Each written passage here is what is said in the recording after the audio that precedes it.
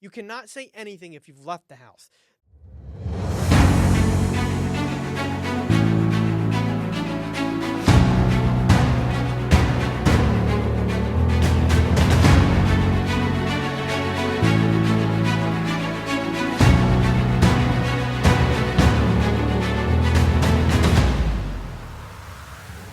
All right, guys. Well, this is our first episode. This is going to be the last Nationalist.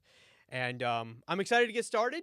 I think that there's a large kind of swath of people that kind of feel like they're not represented in the political landscape currently. So I hope that we can kind of tap into that and talk to a lot of people that kind of are in a similar mindset. And I just kind of want to introduce, first off, I want to thank everybody that kind of got the studio together.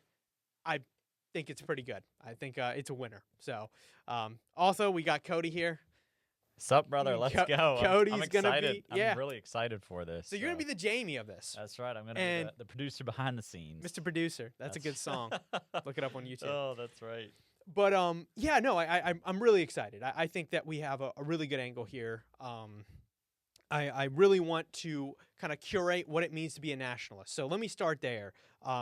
And the main view of nationalism, at least for me and a lot of guys that I know, is the idea that the government should serve the people that are within that nation, and that the government should really be forward-looking for that nation and that nation only.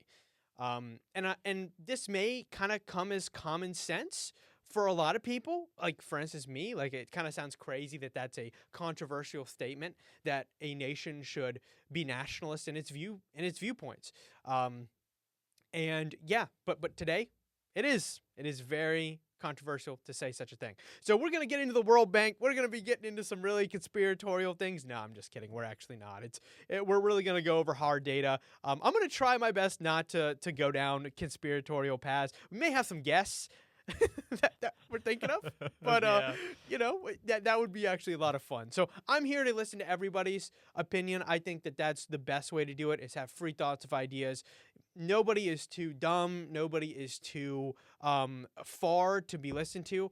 I don't believe in that. I think that we can actually go over what the U.S. has now passed legislation-wise as far as universities and what's allowed to be said, and how the UN can now regulate that. To me, that's crazy. But anyway, without further ado, I just wanted to get into some news topics. So let's actually jump into. We'll cover some of our main news topics, which, first off, South Korea declaring martial law. So this is an interesting one. Cody actually has a great monitor up here that I'm able to kind of peek at here and there. But essentially, the South Korean prime minister went ahead, or the president, declared an emergency, a national emergency, declared martial law, and he claimed that the opposition, that's kind of like the party against him, was working for the North Koreans. So, which unanimously was voted to be stopped. Was it the same day, Cody? It might have been the same day. I believe it was. Looking over here, that it went to Parliament, and I think you're right. I think it was kind of late at night, if I'm not mistaken. They convened and shut it down. 190 to 0. That's awesome. That's pretty cool. Because I have actually seen a lot of videos. Have you been seeing them on Twitter? I haven't actually been on Twitter, but I imagine it's or Dude. X, but I imagine it's been pretty crazy. It's actually pretty wild because they have, like, the South Korean militaries out there, like, pushing people. And it's actually kind of sad because this one South Korean soldier got, like, punched or, like, pushed, and he didn't even know what to do. He just kind of looked down. He just lowered his shoulders, and he was just like a defeated man. And I was like, wow, this is not going well for him. So yeah. But yeah, I think that this is overall, I think this is a good representation of kind of how the U.S., but also world politics is kind of going, where the top echelon is just so out of touch. They're just so not engaged with what is normal to people. Like, if he had any type of gauge of how the people felt, that this would have not gone over well, right? Like how do you not know that everyone will be against it? And not only that, but your own party is going to be against you. Like, that to me is pretty crazy. But yeah. Here's something that I thought was interesting, reading the article here by Valuetainment. Yoon declared that the opposition party had crippled the government's ability to legislate effectively by initiating 22 impeachments in the last proceedings against various officials in the last 6 months. Wow. So Wow. I can kind of understand his frustration, but apparently it's the first declaration of martial law since '79. Wow. Okay. So, well, a lot of governments around the world are having some big troubles. I actually wanted to kind of go to another one, which is the French government, which voted a form of non-confidence. They had a non-confidence vote, which the interesting thing about a non-confidence vote is basically when the government can't come together and they can't find a solution in a parliamentary system. What they actually do is they can vote that they're no longer confident that the government is actually going to serve or is actually effective enough. So they actually vote to basically dissolve themselves, which is pretty crazy. So that vote won 331 to 243. So the French government has now officially collapsed. No surprise. So what do you think the next steps are for their parliament or their government? So they have hopes to have another vote and try to fix things by the end of the year. I don't know if that's going to happen. They probably will hold new elections next year. That's probably what's going to end up happening in February. It's very similar to Germany. Germany is in a very similar situation where they actually are crossing, if they don't pass another vote at the end of this year, they are also going to have to call for snap elections, which is the government is ruled they can't do anything. They're completely in the water. They're dead. So the German government and the French government are now officially legless. They can't do anything. They're dead, which is crazy, right? Because those are the biggest economies in Europe, in the EU, I should say. But yeah, it's really wild. And Cody, actually, I was pretty interested. If you pull up the graphic here, and let's actually go to the French one there.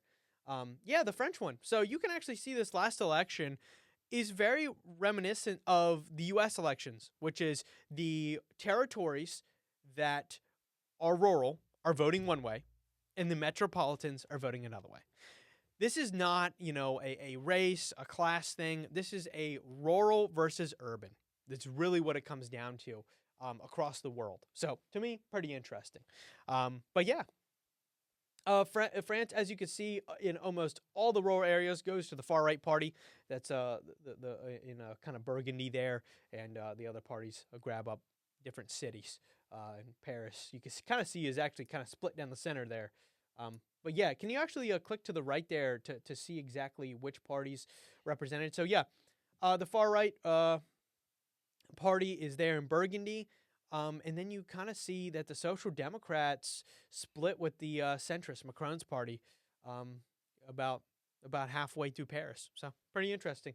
I know Macron's party did not do well in that last election. But here nor there, what's very interesting is that these so-called far-right parties are really starting to take hold of a lot of governments. For instance, Germany, it's the first far-right party, the AfD, that has had major sway in Germany, or has even won an election since the Nazi Party. But what's really, really interesting is that they won a resounding move up and victory, a lot of seats to the EU's parliament, but then they just disqualified them, right? Because they considered them too extreme. So it's really, really crazy how that ends up working. Same thing in the Netherlands. They actually, it was the largest victory for any prime minister in history, was a far-right guy, and they won't make the government with him. They refuse to do it, and now it looks like the whole thing's going to crumble. So it kind of seems like if you believe in more nationalist viewpoints, which is, hey, our nation should take care of itself, should take care of its own people, it appears as if that's not acceptable in mainstream media and mainstream politics. That kind of actually leads me to, Peter Hegseth, right? What's happening with him? Well, it looks like the media machine is cranking out against him, and it looks as if Trump may replace him with Ron DeSantis. It's really cool. The reason I in particular liked him is that he is really for getting rid of a lot of crap out of the military. What we see is the military is really focusing on a lot of trans issues. It's really trying to push these surgeries. Like if you go to the military, you can get a free trans surgery. Like Cody, if you want to, I'm not sure if you want to, but you could go and you could get switched up. You know, we could figure something out. I don't think I'm quite that bored yet. You know, not yet. Not No. yet. You're actually a productive member of society. Is that what I'm hearing?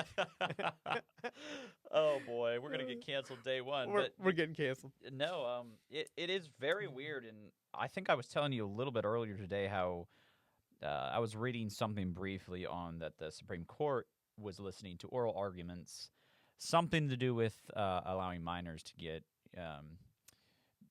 gender adjusting surgeries, I guess you could say. Gender transitioning. Transition surgeries. Man. Before they're of 18, which is very wild to me. I don't agree with trans stuff in general, okay? Yeah. But it just should be completely off the table for anybody below the age of 18. Yep.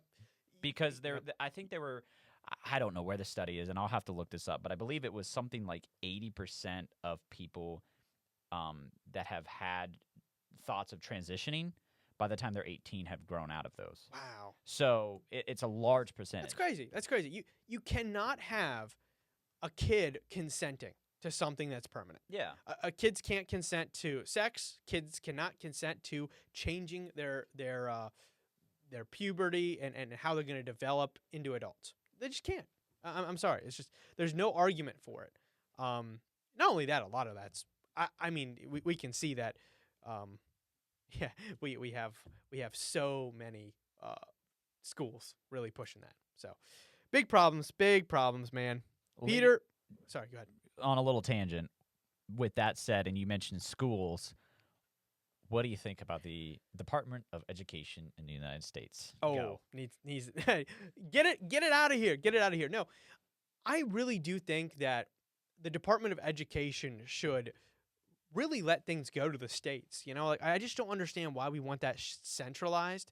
I do understand that we may want, the Department of Education kind of as an apparatus to facilitate good education, but also like pro-American ideas. I don't necessarily dislike the idea of having a department that really is like, hey, let's push pro-American ideas. For instance, California, if they want to have things that are like anti-American, I just don't think that should be a thing. However, that kind of gets into the argument.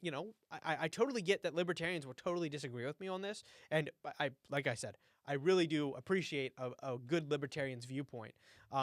But there are certain things that nationalism and, in particular, libertarianism do have at odds. And for instance, think about it from the perspective of marijuana. This is like a big argument, and the libertarian viewpoint is we should let drugs go, all drugs, right? Because if we let meth, if we let heroin, if we let everybody take whatever they want, it's up to the person's individual at some point. It is what it is. But one thing a lot of libertarians do is that they assume that everyone calculates and pushes forward and is very astute like themselves. So typical IQ range for libertarians is around 110 to 120. So they're usually above average, and they're pretty smart people. So what they do is they just assume that people are going to be equal to them, right? They're going to assume that everyone is forward thinking and thinking, oh, if I make this decision, it's going to lead here, right? Probability says if I do X, Y is going to happen to me. So I don't necessarily think that the libertarian argument is the successful one here. I kind of take more of a nationalist viewpoint, which is, hey, if fentanyl is killing our kids, if heroin is creating mass, what would I say, homelessness, if it's creating mass problems in our country, in our economy, in our people, it should be stopped. And I think that the federal government has a position and has a path to do that.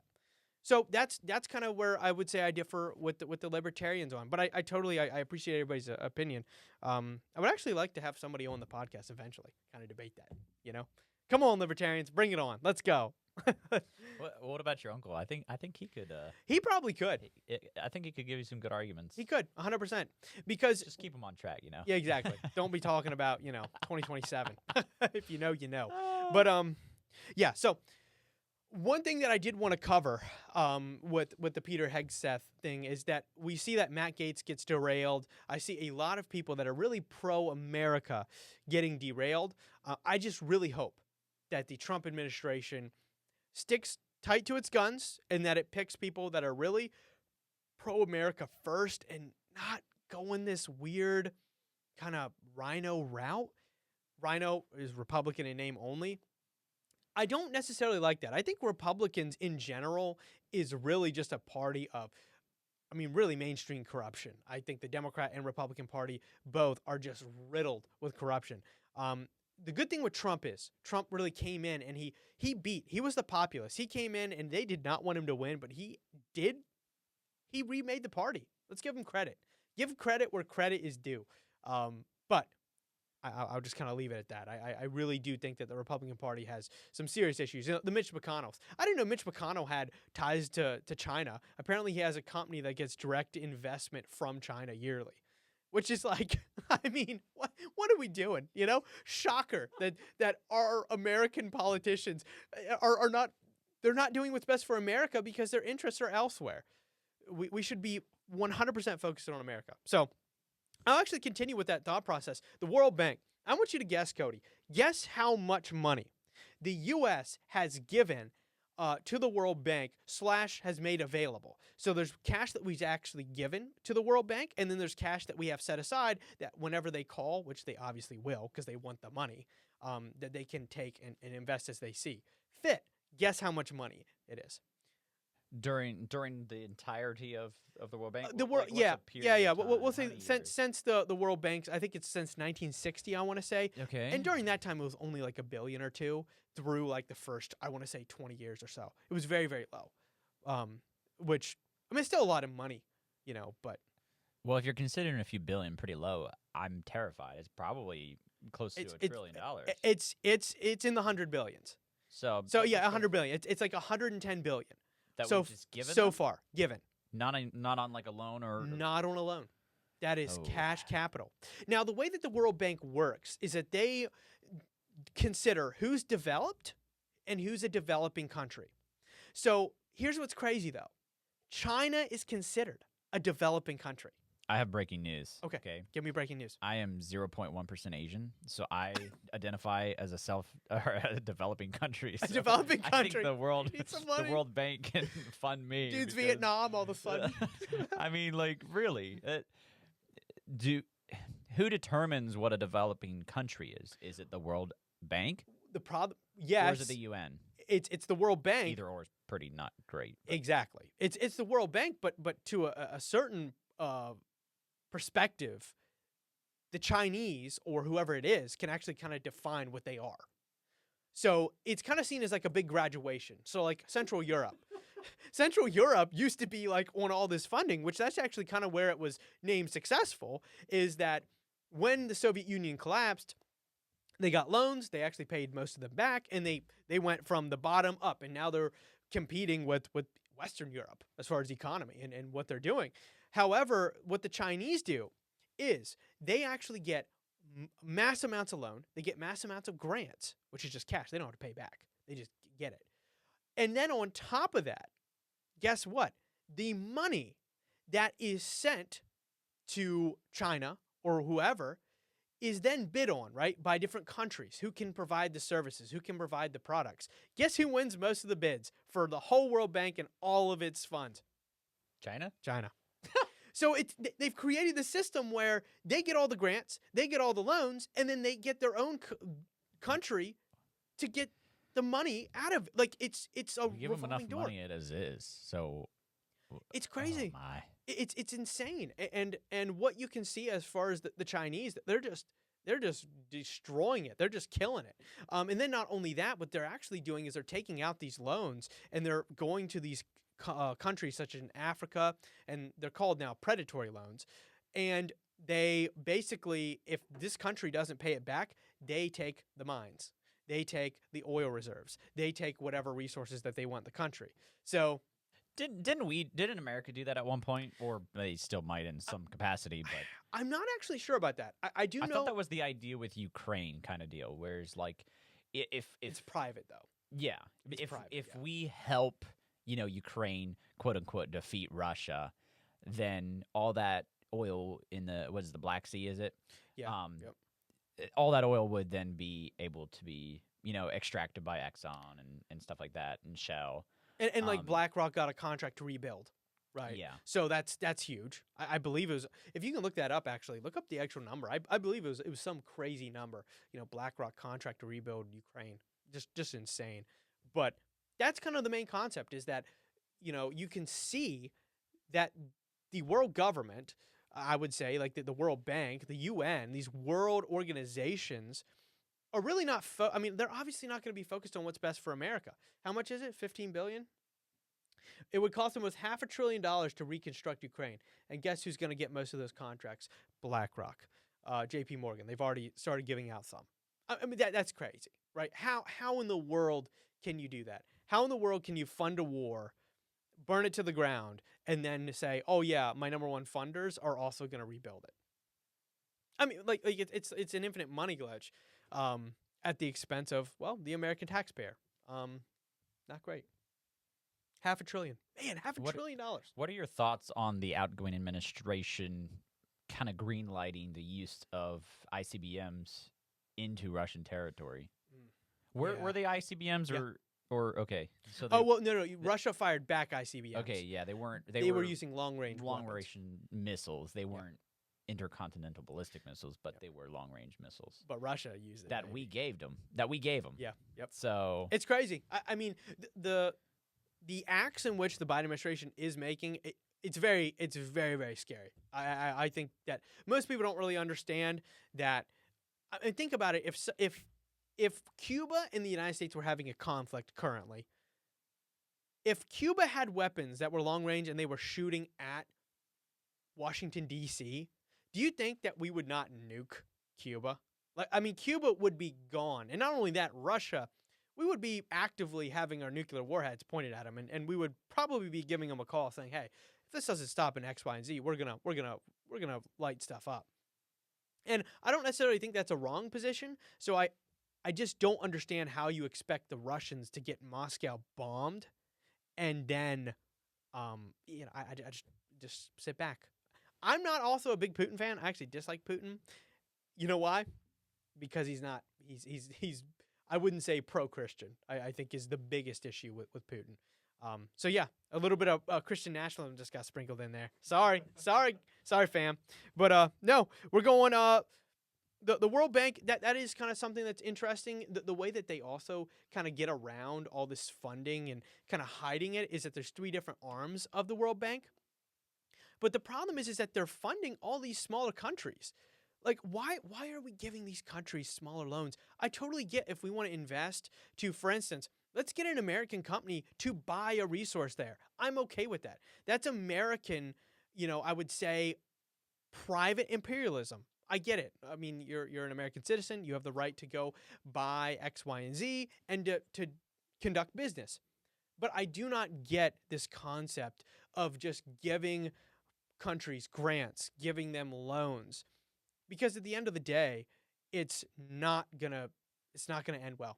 It's just not gonna end well for us because we're sourcing all this money out of our own economy, out of our taxpayer base, to these other countries that are eventually going to compete. For instance, Mexico gets a ton of grants, but yet we might lose a lot of manufacturing jobs to them.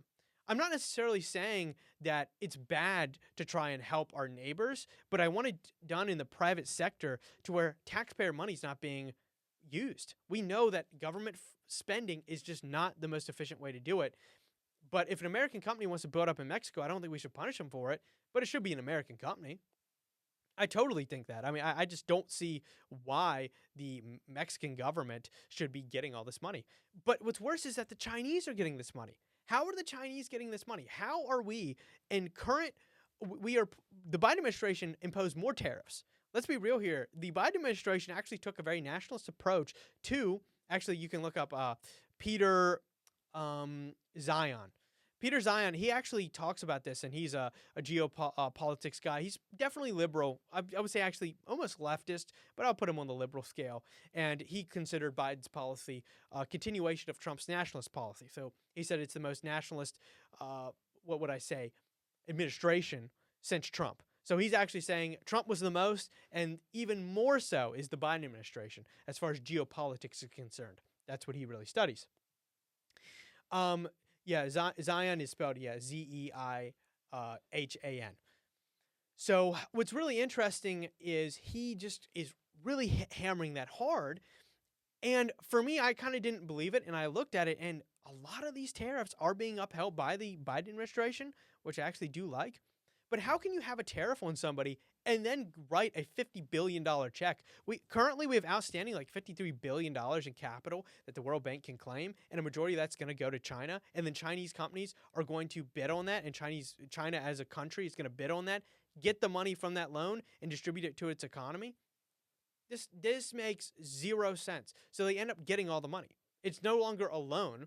It's no longer a loan if I loan you money, Cody, and then you say, oh, now I'm going to do the work and pay myself for the work. That's called giving them money. Sounds like the federal government. Yeah, the dumbest thing. It just makes no sense. So anyway, I had to get that out of my crawl. That was just driving me crazy. But I mean the World Bank is something that should 100% get zero funding from the United States. If it does get funding, how much money we have, they should 100% be required to deploy all of their capital to the United States. No questions asked. All of it should be given to U.S. companies, and U.S. companies should be the only ones allowed to get those contracts. So it should turn into exactly what the Chinese are kind of doing, but in reverse, right? They did it for 6 years, 7 years. We should be able to do it for 6 or 7 years, and then we call it quits. We shut down the whole thing. The biggest thing to realize is that we also are protecting all these countries, right? So, I mean, you think about it from that perspective of we not only are deploying capital here as the World Bank, but also the UN and these other organizations, NATO, they also expect us to keep, with huge amounts of money flowing into these places, a really tight hand on the security of the region, of any of those regions. So how is the United States required to keep global trade open? How is the U.S. required to keep the World Bank funded? And yet we get zero for it. We get zero. The only thing we get is, well, we're probably going to have to cut Social Security. Sorry.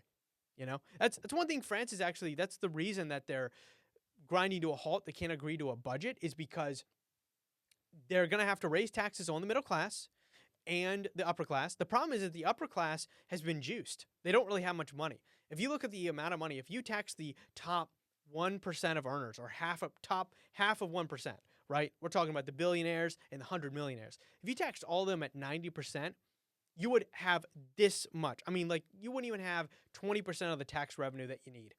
And that's the problem, is that France has now juiced their top 1%. Now they got to go to everybody else and say, hey, by the way, we're going to have to cut social programs, Social Security, that everybody's been paying into. But also we're going to have to raise taxes.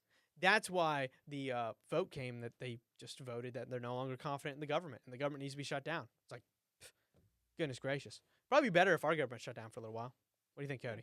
Let's just shut them down. Hey, I mean, it seems like it looms every single, what is it, September or something? Oh, it my seems goodness. like they're always talking about it in the news. Oh, government shutdown is imminent. I don't remember it ever happening in my lifetime. I don't remember the last time, or if it ever has. I don't know. I'm not that great with history, but at least from what I've remembered, I have never seen it happen. Because they all want their money. They all have Mitch McConnell. He has his Chinese company. He's got to fund it, dude. He's got to fund. They all have to fund their Chinese and their foreign interests, anything but America's interest. I mean, I genuinely think that, A, we should have term limits on these politicians, but also they should not be able to invest. They should have to sell all of their investments before taking office, and they should not be able to invest up to 10 years after. It's a public service. That's part of what you're joining in. You should not be able to do that. That's just my own personal opinion. You should be able to keep capital, so you should be able to keep cash. You should be able to keep crypto, like keep things, but you should not be able to move it and deploy it in different areas. I think that's something that that nationalists would really push for hard. I actually believe that the far left, our populist guys over on the Young Turks, would actually agree with us on this. So left and right, let's come together, let's figure it out. But I really do think that we can really make a difference, because currently, I was just looking at, Cody, if you pull up the top 10 podcasts. It was on Valuetainment's Instagram. They actually posted it. And I actually forget what it was considered. If it was actual, like, political podcasts, or if it was just in general. Let's see here.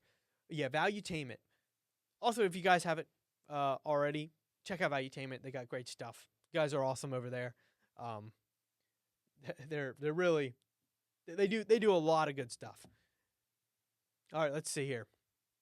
So if we look here, they post a good bit of stuff. They post so much stuff. We gotta scroll. I'll let you here pick it up. But essentially, the main concept is that a majority of the top end podcasts are actually conservative podcasts. It's not even close. So one thing that I looked up, there are over 30 million Christians in the country this past election that didn't vote. And the reason they didn't vote is because of their Christian kind of ideology kind of guides them towards not voting. And it's because of that. Basically, not wanting to involve themselves. Think about that. The election, Trump won by 2-3 million votes. But guess what? I would actually consider, and this is my goal is to make Trump the liberal in politics. Trump is, by definition, he is an old-style liberal. We need to keep him that. And I think that those types of guys should 100% exist and should be in the political sphere. But what I also am wanting to kind of point out is that if those 30-some million Americans were to just come out and put their hand on the scale, at least the littlest bit, you would see things change. Like abortion. Abortion's always kind of described as a losing argument, right? But guess what? 30 million Americans don't go out and vote against it. So of course it's going to pass. That's like saying, oh, I can't believe the nation's falling apart, but yet you refuse. You have a blindfold on, right? It's like, of course. You're not putting any effort forward. It's like your house. If you leave your house for a week, Cody, if you leave your house for a year and you come back, nothing happens to it. Has it gotten better or has it gotten worse? A whole year. It's worse. It's gotten worse, right? There's nothing's going to improve. The laws of nature. Yeah, the laws of nature. How about 40 years? Well, it will definitely be inhabited. Whether that's by a heroin addict or a raccoon. It's been inhabited by something. The country's been inhabited by cronies and just completely evil people. So, yeah, you look at that, Christians. You done left the house open. You left it gone for 40, 50, 100 years. I mean, in my opinion, somebody since doing 1900. quests in it when you get back. Like, boom. You got to watch out for them. Oh, it's such a mess. But here, actually, yeah, we'll look at the graphic here. PBD, yep, he posted it right there. Number 1 podcast in the world via Spotify. So this is not just political podcasts. This is just podcasts in general. Joe Rogan, number 1. Sean Ryan, number 2. Great podcast. Number 3, Call Her Daddy. Liberal. Boo. Gross. Makes me want to spit on the floor. Tucker Carlson, number 4. Let's go. Rotten. I don't even know what that is. I think it's a crime thing. The Daily. Crime Junkie is number 7. Number 8 is Candace Owens. Number 9 is PBD, and number 10, Patrick Bet-David's podcast, and number 10 is Theo Vaughn. So, what do I see? I see Theo had Trump on, actively said he's gonna vote for Trump. PBD, same thing. Tucker Carlson, same thing. Sean Ryan, same thing. Joe Rogan, same thing. 1, 2. You can't forget Candace either. Oh, Candace Owens. My bad. She definitely voted for yeah, Trump. No, she's a lefty, bro. No, I'm just kidding.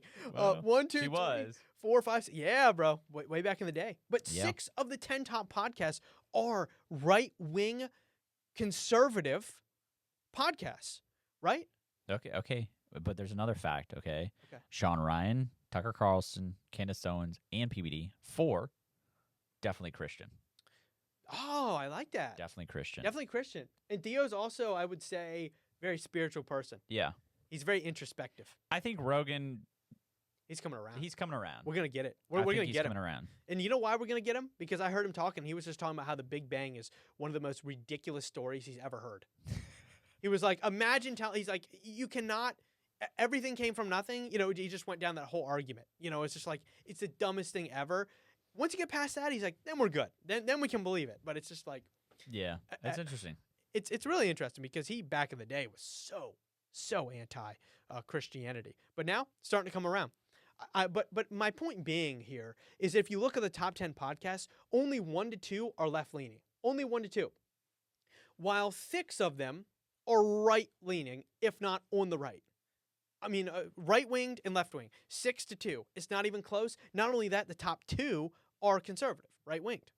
So that to me just tells me that the audience, what's happening is that the audience and the people, there's far more conservatives, far more Christians in this country, Christian nationalists that would be totally, for a Christian nation that is run by nationalism, which is nation first.